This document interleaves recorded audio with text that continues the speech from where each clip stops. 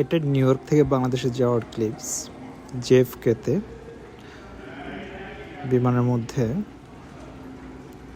4-5টা, আমি আর আমার বড় ভাই আলিম ভাই,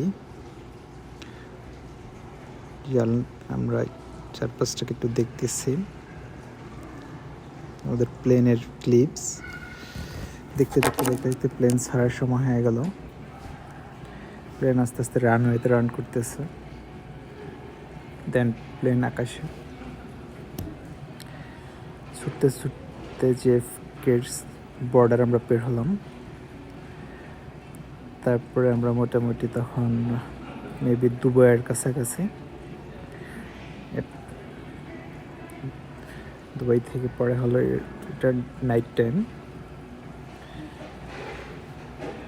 তারপরে এখানে হলো দুবাই থেকে আবার বাংলাদেশের উদ্দেশ্যে প্লেনে উঠলাম।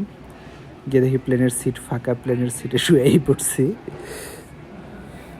আমার সিটটা ফাঁকাই ছিল, আমার পাশে কেউ ছিল না। তবে সেখানে টায়ার্ড, দীর্ঘ 17 ঘন্টা জার্নি করতে করতে শেষ।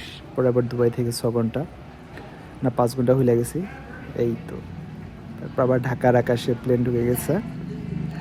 ম্যাঘগুলাকে জাস্ট মনে হচ্ছে ম্যাঘের পাহাড়ে গেল। এটা ঢাকার আকাশে ঢুকছে, আস্তে আস্তে বাংলাদেশে ল্যান্ড করলো প্লেন।